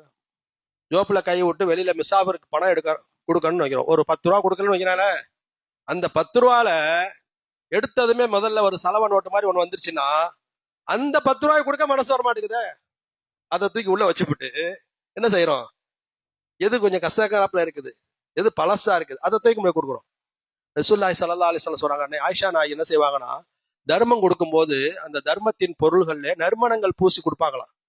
ஒரு சட்டை யாருக்காவது துணி கொடுத்தா, யாருக்காவது ஏதாவது ஒரு பொருளை கொடுத்தாங்கன்னா அதுல வந்து நறுமணத்தை அத்தர் பூசி கொடுப்பாங்களாம். உணவுப் பொருள்ல இல்ல, மற்ற பொருட்கள்ல. அப்போ அவங்க பணிப்பெண் கேட்டாங்க, அன்னையே ஏன் இந்த தர்மத்துல வந்து நீங்க நறுமணத்தை பூசுறீங்கன்னு சொல்லி. அல்லாஹ்வுடைய தூதர் ஸல்லல்லாஹு அலைஹி வஸல்லம் சொன்னாங்க, நம்ம கொடுக்கக்கூடிய தர்மம் ஒரு ஏழையின் கையில் போய் சேருவதற்கு முன்னால அது அல்லாஹ் கையில எடுத்துக்கிறான். என்னுடைய தர்மம் அல்லாட்ட போகும்போது அது நறுமணமாக இருக்கணும்னு நான் ஆசைப்படுறேன். நறுமணமாக இருக்குன்னு ஆசைப்படுறேன். 10 ரூபா கொடுத்தா அந்த 10 ரூபா அல்லாட்ட போகுது. அது நல்ல 10 ரூபாய், நல்ல 10 ரூபாயா கொடுத்துட்டு போறோம். தர்மம் கொடுக்கணும்னு முடிவு பண்ணா நல்லதா கொடுத்துறோம். ரசூல் ஸல்லல்லாஹு அலைஹி வஸல்லம் சொன்னாங்க, நீங்கள் கொடுக்கக்கூடிய தர்மங்கள் ஏழையின் கைக்கு போறதுக்கு முன்னால் அல்லாஹ் அதை தன் கையில் வாங்கி கொள்கிறான். அல்லாஹ்வுடைய கைக்கு போகும்போது அது நாத்தம் அடித்ததாகவோ கிழிந்ததாகவோ பழசாகவோ இருந்துச்சுன்னா அது ரப்புக்கு தகுதியானதா? அது அதை வாங்கி அல்லாஹ் என்ன செய்யறான், அந்த தரத்தில் உள்ளதை அப்படியே வளர்க்கப்படுதா. ரசூல் ஸல்லல்லாஹு அலைஹி வஸல்லம் சொல்றாங்க, நீங்கள் கொடுத்த தர்மத்தை அல்லாஹ் வாங்கி குதிரை குட்டியை வளர்ப்பது போல அல்லாஹ் வளர்க்கறானா. மறுமையில போகும்போது நம்ம கையில தருவானா. அப்ப மறுமையில தரும்போது எப்படி இருக்கும், நம்ம என்ன தரத்துல கொடுத்தோமோ அதுதான் பெருசா இருக்கும். நம்ம கொடுத்ததுதான் பெருசா தரமா வரும். கிழிஞ்சு போனதா இருந்தா அது கிழிஞ்சதே பெருசா இருக்கும், பழசா இருந்துச்சுன்னா பழசே வரும். தர்மம் கொடுக்கணும்னு முடிவு பண்ணிட்டா. இந்த ஆயத்து பெரும் புரட்சி ஏற்படுத்தியது சஹாபாக்களுக்கு மத்தியில. லன் தனாலுல் பிர்ர ஹத்தா துன்ஃபிகு மிம்மா துஹிப்பூன். ஏன்னா கட்டுப்பட்டாங்க அவங்க. அல்லாஹ் சொல்லிட்டானா, எங்களுக்கு எங்கள் பொருள் முக்கியம் அல்ல, எங்களுக்கு ரப்பு தான் முக்கியம். அப்படிங்கிற அந்த நிலைக்கு வந்ததுனால அல்லாஹ் தஆலாவிடத்திலே உயர்ந்த மதிப்பை பெற்றார்கள். இதே போலதான் சஹாபி, மன்தல்லதி யுக்ரிதுல்லாஹ கர்தன் ஹஸனா ஃபயுலாயிஃபு லஹு அல்லாஹன் கஸீர் ஆயத் இறங்குது. அல்லாஹ்வுக்கு யார் அழகிய கடன் கொடுப்பாரோ அந்த கடனை இறைவன் பன்மடங்காக திரும்ப தருவான். குர்ஆனுடைய வசனம் வருது. ரசூல் ஸல்லல்லாஹு அலைஹி வஸல்லம் வந்து ஒரு அறிவிப்பாளர் வச்சிருப்பாங்க, 2-3 பேர் இருப்பாங்க அறிவிப்பாளர்கள். குர்ஆனுடைய வசனம் வந்தவொடனே அந்த அறிவிப்பாளர்கள் சொல்லுவாங்க, அவங்க என்ன செய்வாங்கன்னா ஒவ்வொரு வீதி வீதியாக, வீடு வீடாக, தெரு தெருவாக போய் சொல்லிட்டே போவாங்க, இன்னைக்கு குர்ஆன்ல அல்லாஹ்வுடைய தூதருக்கு இந்த வசனம் இறங்கியது அப்படின்னு சொல்லிட்டு போயிட்டே இருப்பாங்க. அத மத்தவங்க, ஏன்னா எல்லா நேரமும் வகி வர்ற நேரமெல்லாம் எல்லா சஹாபாக்கள் இருக்க மாட்டாங்க கூட, அவங்களுக்கு தகவல் அறிவிக்கிறதுக்காக இந்த செய்திகள் சொல்லப்பா. அப்படி சொல்லிட்டே போகும்போது ஒருத்தர் சொல்லிட்டே போறாரு, அல்லாஹ்வுக்கு அழகிய கடன் கொடுப்பவர்கள் யார் உண்டா, அல்லாஹுக்கு அழகிய கடன் கொடுப்பவர்கள் யார் உண்டான்னு சொல்லிட்டே போறாரு. இதை கேட்டு முனாஃபிக்கின்கள் சிரிக்கிறாங்க. அல்லாஹ் பிச்சைக்காரனா போயிட்டான் போல தெரியுடா, என்னடா அல்லாஹ் நம்மள்ட்ட கடன் கேட்கறான். அப்ப அல்லாஹ் பக்கீர் போல தெரியுது, நம்ம தான் பெரிய பணக்காரன் போல தெரியுன்னு அவன் கமெண்ட் அடிச்சான். அதான் அல்லாஹ் குர்ஆன்ல சொல்றான். அதை சொல்றான், என்ன சொல்லிட்டான், அது சமியா அல்லாஹ் கௌலல்லதீன காலு இன்னல்லாஹ ஃபகீருன் வ நஹ்னு அக்னியா. அல்லாஹ் ஃபக்கீரா போயிட்டா, நாம எல்லாம் பணக்காரனா போயிட்டோம்னு சொல்லி அவர்கள் பேசிக் கொண்டதையும் அல்லாஹ் செய்மடுத்து கொண்டான். குர்ஆன் வசனம் வருது. அடுத்து இவன் கமெண்ட் பேசினதை கூட அல்லாஹ் குர்ஆன் வசனத்தில் எழுதினான். அப்போ சஹாபாக்கள்ல அபு தஹ்தாஹ்னு ஒரு சஹாபி இருந்தார். அபு தஹ்தாஹ், அபு தர்தா வேற, அபு தர்தா வேற, அபு தஹ்தாஹ் ரலியல்லாஹு ஒரு சஹாபி. அவங்க ரசூலுல்லாஹ்ட்ட வந்தாங்க, அல்லாஹ்வுடைய தூதரே, அல்லாஹ் எங்கள்கிட்ட கடன் கேட்கறானான்னு கேட்டாங்க. அப்படின்னா என்ன, கடன்னா என்ன யார ரசூலல்லாஹ், அல்லாஹ்க்கு கடன்னா என்ன, அப்ப நாம அந்த அளவுக்கா நம்ம பெருசா போயிட்டோம், அப்படிலாம் எதுவுமே பேசல. அல்லாஹ் எங்கள்கிட்ட கடன் கேட்கறானா? ஆமான்னு கேட்டாங்க. எனக்கு ஒரு தோட்டம் இருக்குது, எனக்கு பல தோட்டங்கள் இருக்கிறது, அதுல ஒரு தோட்டம் 600 பேரித்த மரங்கள் கொண்ட ஒரு தோட்டம். அது மதீனாவில பெரிய செல்வந்தர்கள் அப்படிங்கிறதுக்கு அடையாளம் 2 தான். ஒருத்தட்ட ஒட்டகம் அதிகமா இருந்துச்சுன்னா அவர் செல்வந்தர், ஒருத்தட்ட பேரித்த மரங்கள் அதிகமா இருந்தா அவர் செல்வந்தர்கள். அந்த காலத்துல இந்த 2 தான் மதிப்பா இருந்துச்சு. தங்க காசு, வெள்ளி காசு, நாணயங்கள் அதெல்லாம் மதிப்பு கிடையாது. அன்றைக்கு திர்ஹம் தீனார் எல்லாம் மதிப்பு கிடையாது. பேரித்த மரங்கள் நிறைய இருக்குதா, அவர் பெரிய கோடீஸ்வரர். ஒட்டகங்கள் நிறைய வச்சிருக்கிறாரா, அவர் கோடீஸ்வரர். 600 பேரித்த மரங்கள் கொண்ட ஒரு தோட்டம் இருக்கிறது என்ற, நான் அல்லாஹ்வுக்கு கடன் தந்துடுறேன்னு சொல்லிட்டாரு. அல்லாஹ் கடன் தந்துடுறேன் யார சொல்லலாம். நபி ஸல்லல்லாஹு அலைஹி வஸல்லம் சொன்னாங்க, ரபிஹ திஜாரத்துக்கு, உன்னோட வியாபாரம் லாபமான வியாபாரம் செஞ்சிட்டேன்னு சொன்னாங்க. சாதாரண வியாபாரமா இது? அவரு தோட்டத்தை, தன்னுடைய சொத்தில் இருந்து ஒரு சொத்தை இழக்கிறாரு. அவரு பாருங்க, ஒரு சொத்தை, பெரிய சொத்தை, பிரம்மாண்டமான ஒரு சொத்தை இழக்கிறாரு. ஆனா நபி சொல்றாங்க, நீ லாபம் பெற்ற வணிகம் செய்து விட்டாய், நஷ்டமடையாத வியாபாரத்தை செஞ்சுட்டேன்னு சொல்றாங்க ரசூல் ஸல்லல்லாஹு அலைஹி வஸல்லம். போனாரு, நேர வீட்டுக்கு போனாரு, தோட்டத்துக்கு. அந்த தோட்டத்துக்கு உள்ளாரதான் ஒரு சின்ன குடிசை போட்டு அங்கதான் அவங்க மனைவி பிள்ளைங்க எல்லாம் இருக்கிறாங்க. பாருங்க சஹாபாக்கள் எவ்வளவு அல்லாஹ்வுடைய வார்த்தைக்கு கட்டுப்பட்டாங்க பாருங்க. அல்லாஹ்வுக்கு கடன் கொடுத்துட்டு வர்றாரு, தோட்டத்துக்கு வாசல்ல நிக்கிறாரு. வாசல்ல நின்றுட்டு இருக்காரு, யா உம்மு தஹ்தா, உம்மு தஹ்தாவே அப்படின்னு கேக்குறாரு. என்னன்னு கேக்குறாங்க அந்த அம்மா. நீங்க பிள்ளைய கூட்டிக்கிட்டு வீட்டுல இருக்கிற சாமான்களை எடுத்துட்டு, பொருளை எடுத்துக்கிட்டு தோட்டத்துல இருந்து வெளியே வந்துருங்கன்னு சொல்றாரு. நான் இந்த தோட்டத்தை அல்லாஹுக்கு கடன் கொடுத்துட்டு வந்துட்டேன். அல்லாஹுக்கு கடன். நம்ம வீட்டுல பொண்ணாதான் என்ன சொல்லுவாங்க, இன்னும் போய் பொழைக்க தெரியாத மனுஷனா இருக்கிறியா, இப்படியா ஒரு தோட்டத்தையா போய் கொடுப்பாங்க யாராச்சும்? எங்களால நடுத்தருவில் உட்கார வைக்கிறதுக்காக அப்படியே கொண்டு வச்சிருக்க. அந்த அம்மா சொன்னாங்க, அல்லாஹுடைய தூதர் எந்த வார்த்தையை சொன்னாங்களோ அந்த சொல்றாங்க.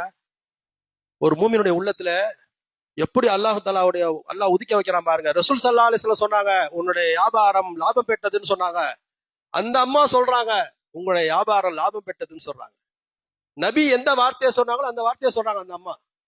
ரொம்ப அருமையான வியாபாரம் செஞ்சீங்க, லாபம் இல்ல லாபமான வியாபாரத்தை செஞ்சிட்டீங்களே அப்படின்னு சொல்லிட்டு வெளியே எடுத்துக்கிட்டு சாமான் எடுத்துக்கிட்டு வெளியே வந்துட்டாங்க.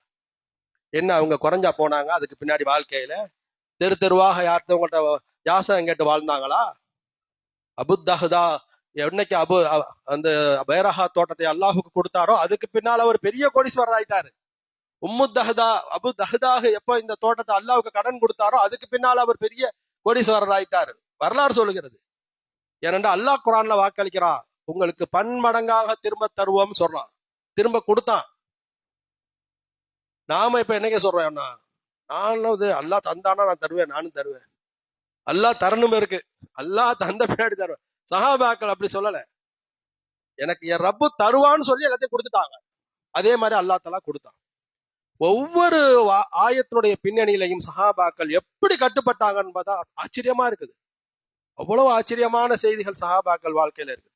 ஏன்னா அவங்கள்ட்ட இந்த சமியானா வ அத்தானா, இறைவா உன் வார்த்தையை நாங்கள் செவிமடுத்தோம், இறைவா நீ என்ன சொன்னாலும் நாங்கள் கட்டுப்படுவோம் அப்படிங்கிறதுக்கு சஹாபாக்கள் பெரிய முன்னுதாரணமாக திகழ்ந்தாங்க.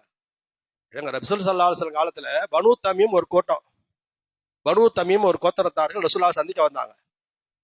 அப்ப சந்திக்க வந்த உடனே அவங்க சொன்னாங்க, யார சூழல்லாம் எங்க பனு தமீம் கோத்தரத்தார்களுக்கு நீங்களே ஒரு தலைவரை நியமனம் செய்யுங்க, எங்களுக்கு ஒரு தலைவரை போடுங்க அப்படின்னு சொல்லி சொன்னாங்க. ரசூல் ஸல்லல்லாஹு அலைஹி வஸல்லம்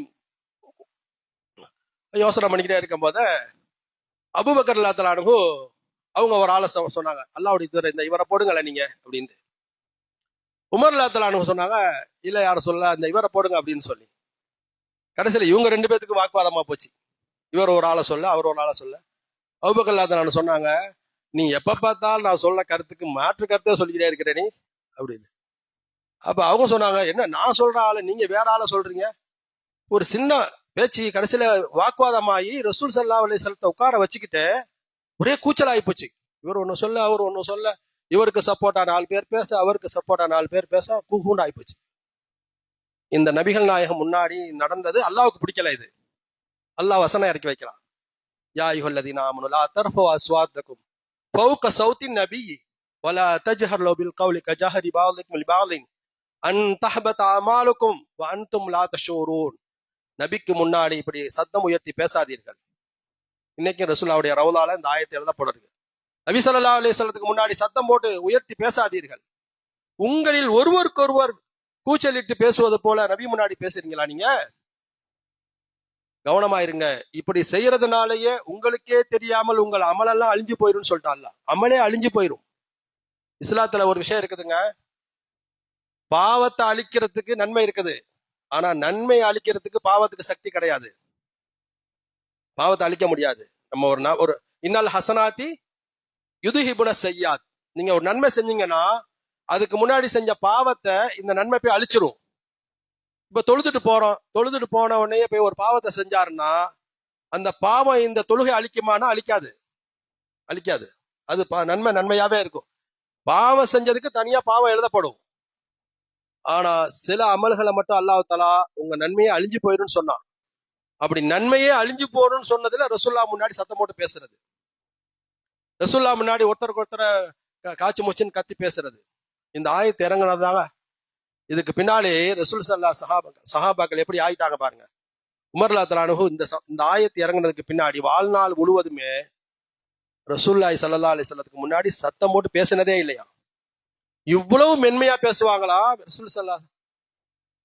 என்ன சொல்றாரு கொஞ்சம் கேட்டு சொல்லுங்களேன்னு சொல்லுவாங்களா ரசூலுல்லாஹ்? உமர் ரலியல்லாஹு அன்ஹு பேசுவாங்க ரசூலுல்லாஹ்ட்ட, இவர் என்ன சொல்றாரு ஒன்னும் எனக்கு விளங்கல, கொஞ்சம் கேட்டு சொல்லுங்கன்னு சொல்ற அளவுக்கு சத்தத்தை குறைச்சிட்டாங்க. ஏன்னா எப்போ அல்லாஹ் தஆலா என்னுடைய அமல் அழிஞ்சு போயிருன்னு சொல்லிட்டானோ, சஹாபாக்கள் எந்த அளவுக்குன்னா, சாபித் இப்னு கைஸ்னு ஒரு சஹாபி இருந்தாரு. அவர் இயற்கையாகவே குரல் சத்தம் அதிகமா உள்ளவர். சில பேருக்கு தொண்டை பெருசா இருக்கும் இயற்கையாவே. அவர் இந்த ஆயத்து இறங்கின உடனே வீட்டுக்குள்ள போய் உட்கார்ந்துக்கிட்டாரு கதவை சாத்திக்கிட்டு. நம்ம ஏன் மஸ்ஜிதுக்கு நபவிக்கு போகணும், ரசூலுல்லாஹ் முன்னாடி ஏன் நம்ம பேசணும், நம்ம இயற்கையாவே தொண்டை பெருசா உள்ள ஆளு, நம்ம போய் பேசி இருக்கிற கொஞ்ச நஞ்ச அமலை அழிச்சுப்பட்டு மறுமையில போய் நம்ம போய் நிக்கிறதாண்டு ஏன்னா நம்ம போகணும் வீட்டுக்குள்ளே. பல நாள் ஆயிடுச்சு. ரசூல் ஸல்லல்லாஹு அலைஹி வஸல்லம் எங்க அவர் ஆளை காணோம், சாபித் இப்னு கைஸே காணமேன்னு கேக்குறாங்க. அப்போ ஒரு சஹாபி கேட்டா, நான் வேணா என்னன்னு பாத்துட்டு வர்றேன் அப்படின்னு. அங்க போனா அவர் வீட்டுக்குள்ள உட்காந்துக்கிட்டாரு, அங்கேயே உட்காந்துக்கிட்டாரு. என்னப்பா? இல்ல இந்த ஆயத்து இறங்குனுச்சு, நான் யதார்த்தமா தொண்டை பெருசா உள்ளவன், நான் போய் நபி ஸல்லல்லாஹு அலைஹி வஸல்லம் முன்னாடி பேசி என்னுடைய அமல்கள் எல்லாம் அழிஞ்சு போனா நான் நரக வாசிடுவேன்னு பயமா இருக்கு எனக்கு அப்படின்னு. அவர் வந்தவர் ரசூலுல்லாஹ்ட்ட போய் சொல்றாரு, இதுதான் காரணம் யார சொல்லலாம், அவங்க முன்னாடி சத்தம் போட்டு பேசுறதுக்கு பயந்துகிட்டு போய் உட்கார்ந்துருக்கிறாரு. நபி ஸல்லல்லாஹு அலைஹி வஸல்லம் சொன்னாங்க, அவர் நரகவாசி அல்ல, நரகத்துக்கு போக மாட்டாரு, அவரை வர சொல்லுங்கன்னு நபி ஸல்லல்லாஹு அலைஹி வஸல்லம் சொன்னாங்க. இப்படி சஹாபாக்கள் பாருங்க அல்லாஹ்வுடைய கட்டளைக்கு எப்படி கட்டுப்பட்டாங்க.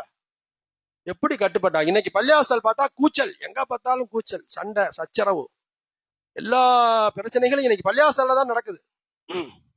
அல்லாஹ்வுடைய மஸ்ஜிது, அல்லாஹ்வுடைய வீட்டுல எவ்வளவு கூச்சல் குழப்பங்கள் நடக்குது. கண்ணியமான அல்லாஹ்வின் நல்லடியார்களே, அல்லாஹ்வுடைய தூதர் பெருமானார் ஸல்லல்லாஹு அலைஹி வஸல்லம் ஒரு வார்த்தை சொன்னா அப்படியே கட்டுப்பட்டாங்க அந்த மக்கள். அல்லாஹ் தஆலா ஒரு வசனம் இறக்கி வச்சா அந்த வசனத்துக்கு அப்படி ரொம்ப தூரம் பெரிய உதாரணம் இல்ல, மது ஹராமாக்கப்பட்டதுன்னு ஒரு வசனம் வருதுங்க. யா அய்யுஹல்லதீன ஆமனு இன்னமல் ஹம்ரு வல் மைசிரு வல் அன்சாபு வல் அஸ்லாம். ஆரம்பத்துல மதுவை பத்தி கேட்கறாங்க, அவங்களுக்கு சில பிரயோஜனம் இருக்குது, தீமை அதிகமா இருக்குதுன்னு ஒரு விழிப்புணர்வு வந்துச்சு. ரெண்டாவதாக தொழுகைக்கு மட்டும் நீங்க மது அருந்தாம வாங்கன்னு சொன்னா. மூணாவது ஒரு வாயத்தை வருது. அப்போ ஒரு இடத்துல ஒரு விருந்து நடக்குது, விருந்துல மது பரிமாறப்படுது. அபூ தல்ஹா ரலியல்லாஹு தஆலா அன்ஹு தான் விருந்து கொடுக்குறாரு. முக்கியமான சஹாபாக்கள்லாம் வர்றாங்க. அனஸ் ரலியல்லாஹு தஆலா அன்ஹு விருந்து அந்த மதுலாம் ஊத்தி கொடுத்துட்டு இருக்கிறாரு. அந்த நேரத்துல ஒருத்தர் வந்து சொல்றாரு, யா அய்யுஹல்லதீன ஆமனூ இன்னமல் ஹம்ரு வல் மைசிரு வல் அன்சார். ரசூல் ஸல்லல்லாஹு அலைஹி வஸல்லம் அறிவிப்பாளர் வந்து அறிவிக்கிறார். அப்படியே நிப்பாட்டிட்டாங்க. அனஸ் ரலியல்லாஹு தஆலா சொன்னாங்க, அந்த குடுவையில் இருந்த இதெல்லாம் வாசல்ல போய் ஊத்துனேன். நான் ஊத்துறத பார்க்க போய் வெளியே பானா அங்க ஏற்கனவே ஓடிக்கிட்டு இருக்குதுன்னு சொல்றாரு அவரு. என்ன அற்புதமான மனிதர்கள்! இதுதாங்க கட்டுப்படுதல்னா, இதுதான் கட்டுப்படுதல். அதனாலதான் அந்த சஹாபாக்கள் மேன்மை மிக்கவர்களாக, உயர்ந்த மனிதர்களாக அல்லாஹ் தஆலா அவங்களை கொண்டு வந்தான். காரணம் என்னன்னா, அல்லாஹும் அல்லாஹ்வுடைய ரசூல் என்ன சொன்னாங்களோ அப்படியே கேட்டாங்க. அல்லாஹும் அல்லாஹ்வுடைய ரசூல் என்ன சொன்னாங்களோ அப்படியே கட்டுப்பட்டாங்க. நீங்க இந்த கட்டுப்படும் தன்மை இன்னைக்கு முஸ்லிம் சமூகத்துல எடுபட்டு போனதுனாலதான் இன்னைக்கு எங்கேயுமே நிம்மதி இல்லை. பல ரூபத்திலிருந்து பல பிரச்சனைகள், நாட்டுல பிரச்சனைகள், அதிகாரிகளால் பிரச்சனைகள், அரசாங்கங்களால் பிரச்சனைகள், பொருளாதாரத்துல பிரச்சனைகள், எல்லா பிரச்சனையும் என்னன்னா நம்மள்ட்ட செவி மடுக்கிறதும் குறைஞ்சு போச்சு. செவி மடுக்கக்கூடிய விஷயங்களை கொண்டு கட்டுப்படுதலும் ரொம்ப இல்லாம போச்சு. சஹாபாக்கள் தங்கள் வாழ்க்கையில இந்த உயர்ந்த நிலையெல்லாம் இதை அடைஞ்சாங்க. கண்ணியமான அல்லாஹ்வின் நல்லடியார்களே, ஆக இந்த ஒரு அற்புதமான இந்த ரமதான் காலத்துல இந்த குர்ஆனை நாம் கேட்டோம். ஒவ்வொரு தராவீகளையும் குர்ஆன் கேட்டோம், குர்ஆன் சம்பந்தமா பேசணும். நம்ம வாழ்க்கையில இந்த ரமலான் ஒரு மாற்றத்தை ஏற்படுத்தணும். அந்த மாற்றத்துல மிக முக்கியமானதாக அல்லாஹ்வுடைய வார்த்தை, அல்லாஹ்வுடைய ரசூலுடைய வார்த்தைக்கு காது கொடுத்து கேட்கக்கூடிய மக்களாக நம்ம மாறணும். எதையெல்லாம் நம்ம கேட்கிறோமோ அதுல 100க்கு 100 சஹாபாக்கள் அளவுக்கு நம்மளால கட்டுப்பட முடியாட்டாலும் நம்மளால முடிஞ்ச காரியத்துக்காவது கட்டுப்பட்டு நடக்கக்கூடிய மக்களாக ஆகணும். நம்முடைய வார்த்தைகள், ஒவ்வொரு வார்த்தையும் சமியானா வாத்தானா. அல்லாஹ் தஆலா யூதர்களை பத்தி, அவங்கள பத்தி சொல்லும் போது அல்லாஹ் சொல்றான், சமியானா அசைனா சொன்னான். அவன் நம்ம என்ன சொல்லணும்? சமியானா வாத்தானா. அவன் என்ன சொன்னா? நீங்க என்ன சொன்னாலும் நாங்க கேட்போம், ஆனா நாங்க நினைச்சாதான் செய்வோம்னு சொன்னாங்க. நீங்க சொன்னதா செய்ய மாட்டோம், நாங்கள் செவி மடுப்போம், ஆனால் உங்களுக்கு மாறு செய்வோம். இது யூதர்களுடைய குணம். ஒரு முஸ்லிம் என்ன சொல்லணும்? செவி மடுப்போம், கட்டுப்படுவோம். அல்லாஹ் தஆலா அதை நம்ம கற்றுத் தருகிறான். எல்லாம் அல்ல ரப்புல் ஆலமீன் இந்த உன்னதமான இந்த திருக்குர்ஆனுடைய வசனத்தை நம்முடைய வாழ்க்கையில எல்லா நிலையிலும் அதை பிரதிபலித்து வாழக்கூடிய மக்களாக நம்மை ஆக்கி அருள்வானாக. இந்த ரமலான் நமக்கு பயனுள்ளதாக அல்லாஹ் ஆக்கி தந்தருள்வானாக என்று துஆ செய்து இந்த நல்ல வாய்ப்பை தந்த ஹஸரத் அவர்களுக்கும் நிர்வாகிகளுக்கும் இதுவரை கேட்டுக்கொண்டிருந்த உங்களுக்கும் ஜஸாக் அல்லாஹ் ஹைரா என்ற நன்றி துஆவோடு நிறைவு செய்கிறேன். அஸ்ஸலாமு அலைக்கும் வரஹ்மத்துல்லாஹி வபரகாத்துஹு.